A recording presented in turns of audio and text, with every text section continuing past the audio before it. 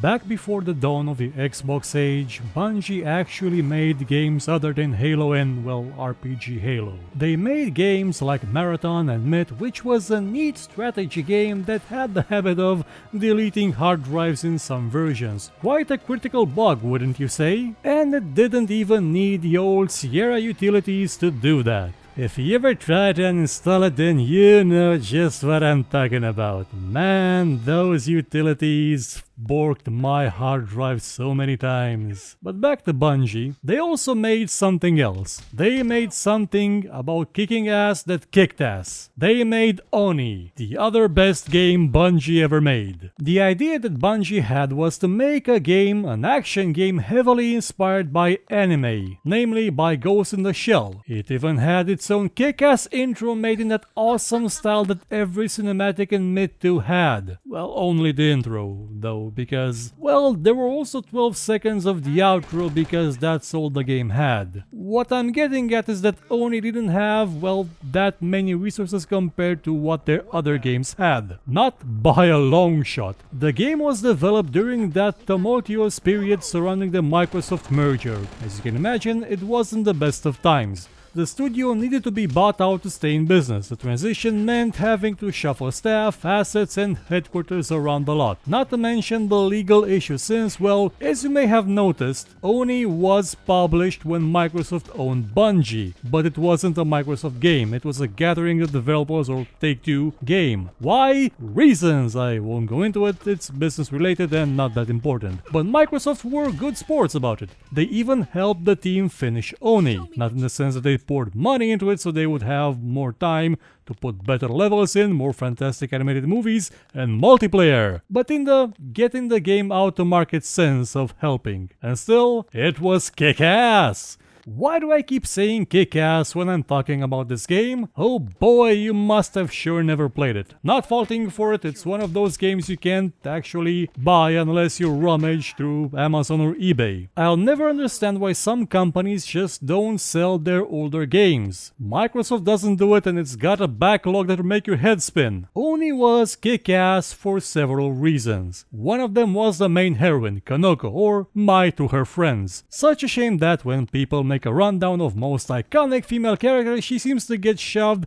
right about in that same closet of forgotten names like everyone from Anachronox. She was the kind of character that could beat a cyber ninja over the head with a PlayStation 2. She wasn't Lara Croft. Lara Croft needed guns or a bow and PTSD to get the job done. Oh sure, Konoko could use guns, but she was more likely to dropkick someone into a coma than use a gun. When you're a master of martial arts and use partially bulletproof armor and tank top, guns are pointless. Let's face it, guns are for sissies that never learn proper combat or how to dodge bullets. They specifically tried to not make her Lara Croft. Well, part of Bungie tried, the other part kept putting her in less and less clothing. That's because they had set up another studio at the time to handle the direct development of a few games. It only made one game. Her design was inspired by Motoko from Ghost in the Shell. In an earlier version, she was actually an android out for blood. She later became just an ordinary-ish human being, a well-adjusted cop with the tech crime task force that only on occasion threw suicide bombers out the window to take out a group of armed terrorists. I think that's actually one of the only instances where it is presumed Konoko straight up murdered a bunch of people.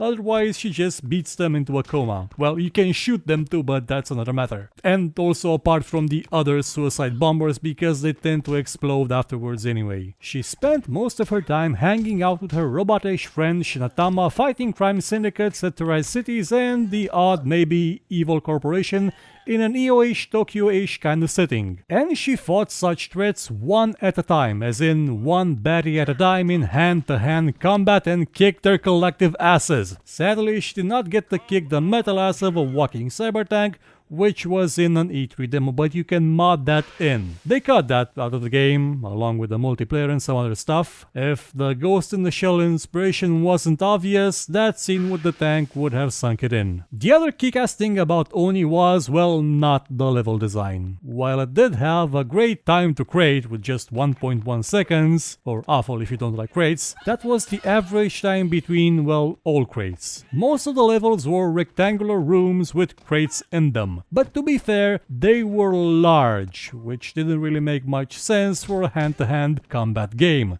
Then again, crates are great for jumping on and off and kicking people in the face and kicking people off crates so they can fall face first into another crate or a vat of acid. Lots of acid.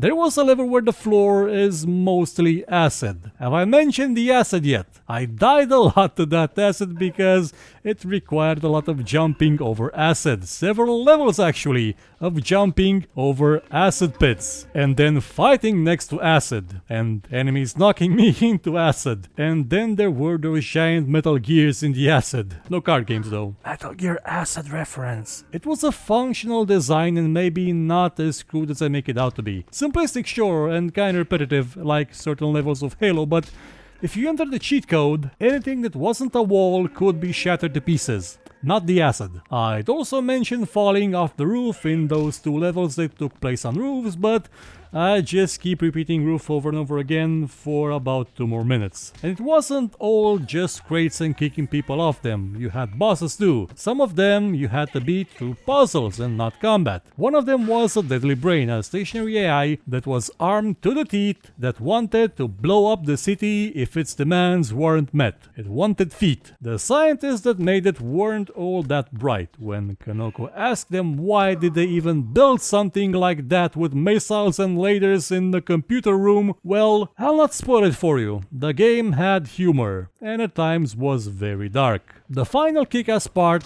of the game was the combat system. It was superb. Well, it had a few hitches, but at the time I played it first, it was superb. Especially on PC because we didn't get stuff like God Hand. There was next to nothing like it, and in no way that well made. This is one of those games I've mentioned with the Severance video. One you need to play to experience great melee combat, or hand-to-hand combat in this case, or boot-to-face combat if you want. It flowed so well and moved so smoothly. Well, most of the times, again, there were a few hitches, but to someone that was used to 3D action games being clunky beasts where the act of just turning made you feel like you control a tank or a real drunk elephant, Oni was downright shocking because of how smooth it was. I've never had more fun in a hand-to-boot-to-face combat game since, and from all the stuff I've played in the past, maybe Double Dragon games were the only ones that came close. I would say Bad Dudes, but I recently replayed Bad Dudes and oh boy, that was not as good as I remembered, but it did have ninjas and that's all that mattered. Well, Oni has ninjas too, but they're cyber ninjas and the fighting is still as pleasant as I remember it. You had 2 basic attacks, kicking and punching. As you progressed through the levels, you'd get access to more and more combos. You had your triple hit haymaker, the backbreaker, devil's pain kick, running lariat, rising fury, and a whole bunch of other stuff. They were a lot of fun to use, some of them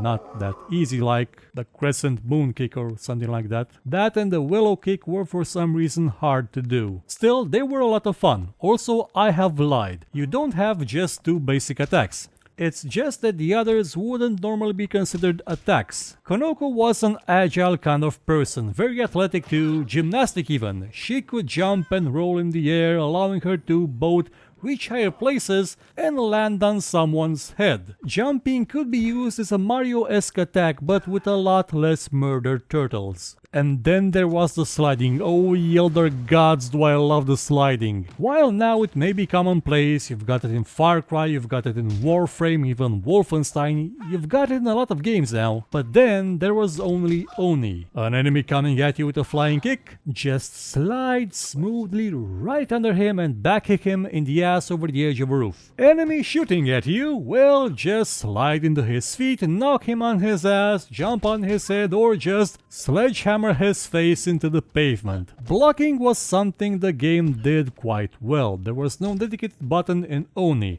All you had to do was face your enemy and do not move. Sounds a lot easier than it actually is, mostly because you're often not fighting one enemy. There were 2, 3, 4, 5, and you can't block grenades or plasma rifles. Also, the enemies attacked you mostly all at once, not like those sissy Assassin's Creed games. The sniper rifles were annoying as hell, since instead of bullets they fired solid mercury at speeds that basically made them one-shot kill weapons. So to deal with the variety of threats, you had disarms and throws. You could grab someone's gun and use it against them. You could grab some bastard by the collar and throw them in the face of their friends, or off a roof, or into acid. And they could do the same to you. The exact same in the exact same acid. Gotta say this. I've got a profound love for games that have the same rules for both enemies and player characters, where there are no canned animations and non-interruptible attacks, where you can grab an enemy that's flying at you out of the air and slam them face first into the pavement, and not in the press X to win, yay you did it, you're a big boy, you're so good at this, all the ladies must love your skills at pressing the X button when being told to then trigger the cinematic instead of actually playing the damn game type of event. Every enemy in the game had a certain set of attacks that didn't boil down to canned animations. They had throws, they had hits, they had combos,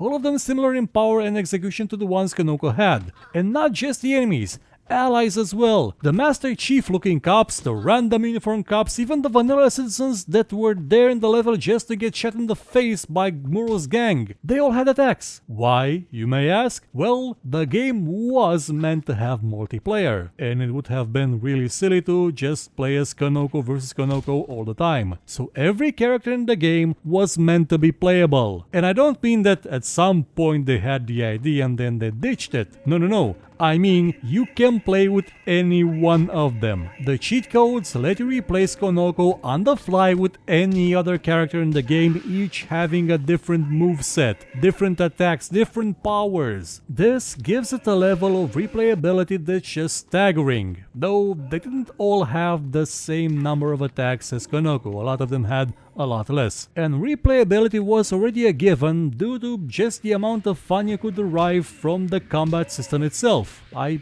don't think I can do it justice in simple words, which is why this is a video. Now mind you, I haven't played it in a while and I'm a bit rusty. So when I was at my prime, I could pull off a lot better combat in this game. More fluid, more interesting, not just this, and I even cheated at some points. Oni was a good game with a fantastic soundtrack, great style, bland visuals, a neat story, and hand-to-hand combat that had no rival on the PC in this genre. You'd have to go to fighting games for better combat, but Street Fighter won't give you the satisfaction of sneaking behind someone and throwing them off a roof into acid or taking down 3 enemies at once. I've played it and replayed it again and again. I've played the demo version alone more than a few action games put together. It was just fun.